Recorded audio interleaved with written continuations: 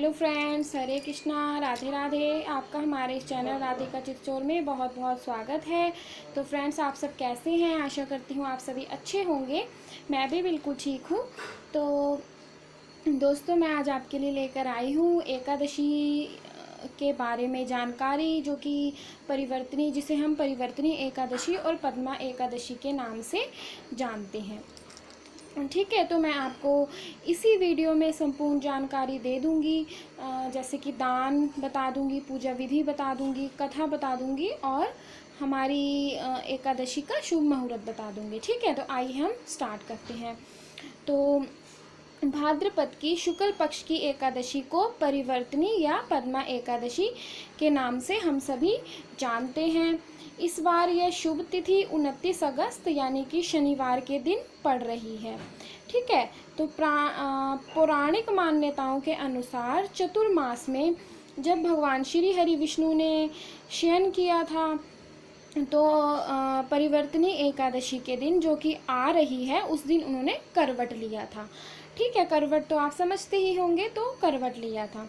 ठीक है, तो शास्त्रों में बताया गया है कि देवशयनी एकादशी और देव उठनी या अन्य एकादशियों की भांति इस एकादशी का भी विशेष महत्व होता है। इस व्रत को करने से सभी पाप नष्ट होते हैं और मृत्यु के बाद वैकुंठ धाम की प्राप्ति होती है। परिवर्तनी एकादशी पे इस बार शुभ संयोग बन रहा है, क्योंकि इसी दिन द्वादशी तिथि भी प्रारंभ है। इसी दिन भगवान विष्णु के 5वें अवतार वामन का भी जन्मोत्सव मनाया जाता है। तो ये तो थी कुछ जानकारी, जो कि मैंने आपको क्लियर कर दिया है कि हम परिवर्तनी एकादशी को किस नाम से जानते हैं। और इस दिन हमारे प्रभु श्री हरि विष्णु जी का वामन अवतार की भी पूजा होती है। तो आइए मैं अब आपके साथ इसकी पूजा विधि शेयर कर देती हूँ। तो पूजा विधि वही रहेगी जैसे आप दूसरी एकादशियों में करते हैं, पूजा विधि वही रहेगी। बाकी दान में कुछ हम चेंज करते हैं, तो दान भी मैं आपको आगे बता दूँगी। ठीक है, तो आइए हम पूजा विधि स्टार्ट करते हैं। तो एकादशी का पालन आपको दशमी तिथि से ही करना है। सात्विकता का पालन करना है, प्याज लहसुन का प्रयोग नहीं करना है। तो आपने क्या करना है, उस दिन सुबह जल्दी उठकर स्नान करें। स्नान अगर हो सके तो स्नान के पानी में गंगा जल तो सभी के घर में होता है, और तिल भी सभी के घर में होते हैं। अगर गंगा जल और तिल हैं तो आप उनको पानी में डाल के स्नान जरूर करिए, क्योंकि बोलते हैं उससे हमारे लिए अच्छा रहता है और घर समृद्धि परिवार के लिए भी अच्छा रहता है। ठीक है, घर में बाकी भी सदस्य हैं तो उनके स्नान के जल में आप गंगा जल और तिल मिला सकते हैं। तो आपने स्नान आदि करके आपने क्या करना है कि स्वच्छ साफ वस्त्र पहने। वस्त्र के बाद आपने क्या करना है, स्नान के बाद आपके जो घर का मंदिर है आप उसे साफ़ करें, अपने घर को साफ़ स्वच्छ बढ़िया सा कर दें। खुद पीले रंग के वस्त्र धारण करें, क्योंकि हमारे श्री हरि विष्णु जी को पीला रंग अति प्रिय होता है। तो पीले रंग के वस्त्र ज़रूर धारण करें। ठीक है, और आपने उसके बाद आपने मंदिर वगैरह साफ़ करने के बाद आपने जैसे आप धूप दीपक करते हैं, वो करने से पहले आपने संकल्प लेना है व्रत का। मैं आपको हर एक वीडियो में बताती हूँ, अगर आप कोई भी व्रत करें तो व्रत का संकल्प ज़रूर करें, क्योंकि तभी भगवान को पता वैसे तो भगवान को सब कुछ पता ही होता है, लेकिन संकल्प किसी भी व्रत में ज़रूर करना चाहिए। ठीक है, संकल्प के बाद अगर आपके पास एकादशी कथा है तो वो ज़रूर पढ़ें। और आपके घर में अगर लड्डू गोपाल जी और श्री विग्रह जी हैं तो आप उन्हें पंचामृत से स्नान कराएं। अगर शालिग्राम जी हैं तो शालिग्राम जी को भी पंचामृत से स्नान जरूर करवाएं, क्योंकि बोलते हैं ना, हम जितनी पूजा पाठ करें हमारे लिए उतना ही अच्छा होता है। ये इस घोर कलयुग में, इस घोर महामारी में हो सके तो पूजा पाठ की तरफ ज़्यादा ध्यान दें। ठीक है, तो आपने भगवान को पंचामृत से स्नान करवा दिया। और मैं आपको एक चीज़ और बता देती हूँ, इस दिन भगवान विष्णु जी के 5वें अवतार वामन देव जी की भी पूजा होती है। तो वामन देव जी की पूजा करें। अगर आपके घर में वामन देव जी का विग्रह है या चित्र है तो आप उनको भी, विग्रह है तो उन्हें भी पंचामृत से स्नान कराएं, और अगर चित्र है तो उन्हें भी दुर्वा से जल का छींटा देकर उन्हें भी स्नान करवा दें। और मैं एक चीज़ आपको साथ ही साथ बोल देती हूँ, अगर आपके पास विग्रह भी नहीं है, आपके पास कोई फ़ोटो भी नहीं है, तो आप क्या करें कि आप उन्हें अपने मन में ही जैसे बोलते हैं ना, मन में ही भगवान का स्मरण करके अपने मानसिक पूजा करें, ठीक है। और वैसे हमारे श्री हरि विष्णु जी का तो ये दिन होता ही है, तो आप श्री हरि विष्णु जी का भी नाम जाप ज़रूर करें। तो भगवान को आपने क्या करना है, आपने नित्य नियम से विधि विधान से पूजा पाठ करना है, भगवान जी को धूप दीप दिखाएं, भगवान को पीली चीज़ों का भोग लगाएं। पीली चीज़ों में आप जानते हैं क्या आता है, पीली चीज़ों में आप बेसन के लड्डू आते हैं, पीली बूंदी जो होती है ना, मीठी मीठी बूंदी हम जानते हैं सभी, मतलब कि मीठी पीली चीज़ों का ही भोग लगाएं, ठीक है। हो सके तो आप उस दिन उपवास करें। बोला जाता है कि एकादशी के दिन अन्न ग्रहण नहीं किया जाता है, चाहे कोई भी एकादशी हो। लेकिन दोस्तों कई बार हमारी तबीयत ख़राब होती है, हमें मेडिसिन लेनी होती है, तो हम एकादशी का व्रत नहीं कर सकते, तो हम वैसे ही घर में बैठ के भगवान का स्मरण तो कर ही सकते हैं। अच्छी अच्छी पुस्तकें पढ़नी चाहिए, जैसे कि भागवत गीता हो गई, विष्णु सहस्त्र नाम का जाप करें, भगवान विष्णु जी की स्तुति करें और अपने मन को शांत रखें, झूठ चुगली निंदा से बचें, और अंतिम में आप प्रभु की आरती कर लीजिए। तो इन सब चीज़ों से पहले आप सब जानते हैं हमारे गणेश जी का भी पूजन होता है, क्योंकि गणपति जी हमारे कर्ता धर्ता होते हैं, प्रथम पूजनीय होते हैं, तो उनकी पूजा भी ज़रूर करें। पूजा उनकी क्या करनी है मैं आपको बता देती हूँ सिंपल वे पे। अगर आपके पास गणपति जी का विग्रह है तो आप उन्हें स्नान करवा दीजिए। वैसे तो कई जगहों पर ऐसे होता है कि लोगों के घरों में सभी भगवान के विग्रह होते हैं, वे डेली विग्रह को स्नान करवाते हैं या कुछ भी है।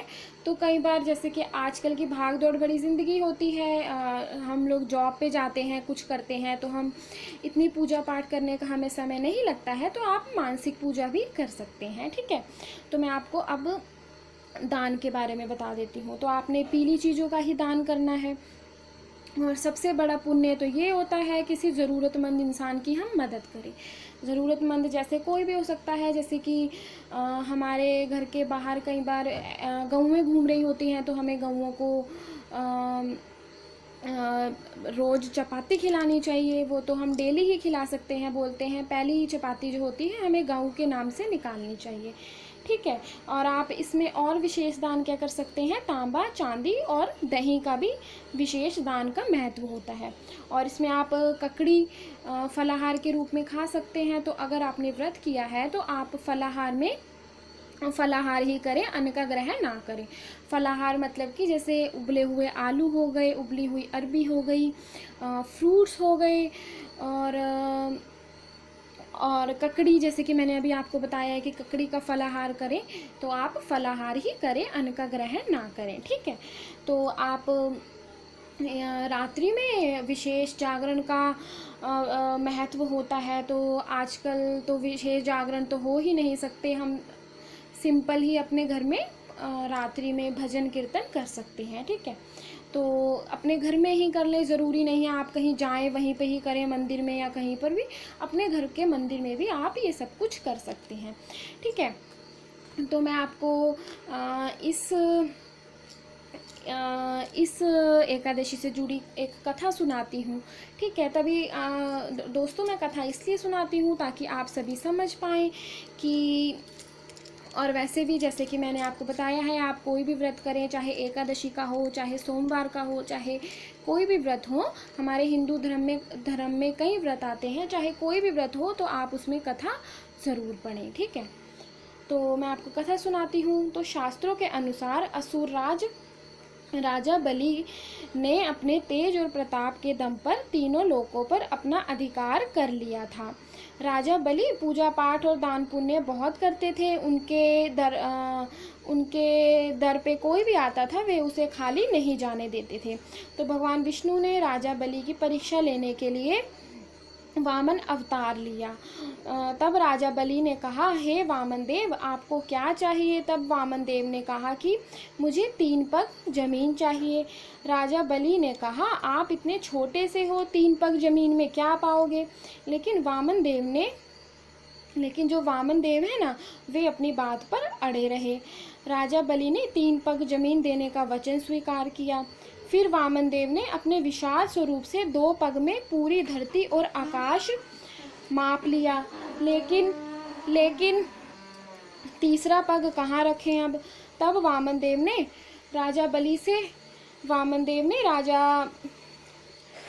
आकाश माप लिया, लेकिन तीसरा पग अब वे कहाँ रखे? तब वामन देव ने राजा बलि से कहा, मैं तीसरा पग अब कहाँ रखूं? राजा बलि ने कहा कि हे वामन भगवान, आप तीसरा पग मेरे सर पर रखें, क्योंकि राजा बलि पहचान गए थे कि भगवान विष्णु वामन देव का रूप धरकर आए हैं।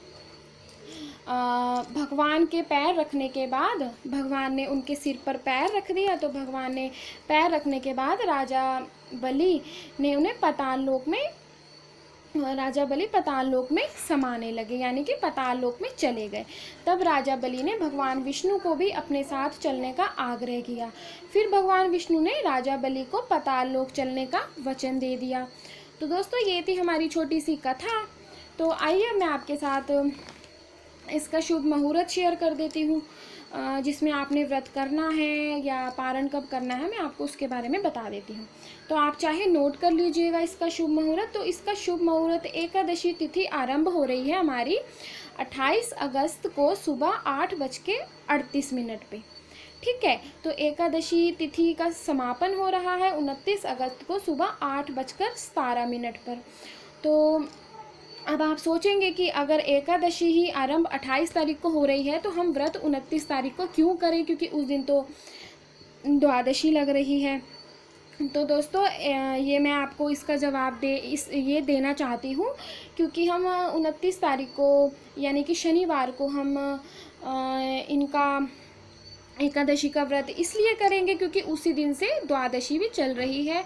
आप मेरी इस वीडियो को फुल वॉच कीजिएगा, क्योंकि मैंने आपको थोड़ी देर पहले ही बताया है कि ये शुभ दिन इसलिए है क्योंकि इसी दिन एकादशी और इसी दिन द्वादशी लग रही है। ठीक है, तो एक बारी मैं आपको फिर बता देती हूँ। एकादशी तिथि आरंभ हो रही है 28 अगस्त को सुबह 8:38 पर और एकादशी तिथि समाप्त हो रही है 29 अगस्त को सुबह 8:17 पर। ठीक है, तो अब मैं आपको पारण का समय बता देती हूँ। तो पारण का समय रहेगा 30 अगस्त को सुबह 5:58 से लेके 30 तारीख को ही 8:21 तक हमारे व्रत का पारण रहेगा। उसी दिन आपने पारण करना है। पारण करने से पहले आप ब्राह्मण देव को भोजन जरूर करवाएं, उनसे आशीर्वाद लें, उनको दान दक्षिणा दें, उसके बाद ही आप अपने व्रत का पारण करें। तो दोस्तों, ये थी हमारी परिवर्तनी और पद्मा एकादशी से रिगार्डिंग संपूर्ण जानकारी, जो कि मैंने आपको पूरी वीडियो में दे दी है। तो आप अगर कोई भी व्रत करें तो कथा ज़रूर सुने। कथा आप हमारे इस चैनल पे भी सुन सकते हैं। अगर नहीं तो आजकल बाज़ारों में सभी पुस्तकें मिल जाती हैं, आप पुस्तक में भी पूजा विधि और कथा को फॉलो कर सकते हैं। ठीक है, तो हम मिलेंगे नेक्स्ट वीडियो में। तब तक के लिए आप हमारे इस चैनल राधिका चितचोर को लाइक करें, शेयर करें, सब्सक्राइब करें और कमेंट्स करके बताएं कि आपको हमारी ये वीडियोस कैसी लग रही है, आपको हमारी ये जानकारी कैसी लग रही है। तो हम मिलेंगे दोस्तों नेक्स्ट वीडियो में। तब तक के लिए हरे कृष्णा, राधे राधे, राधे राधे फ्रेंड्स।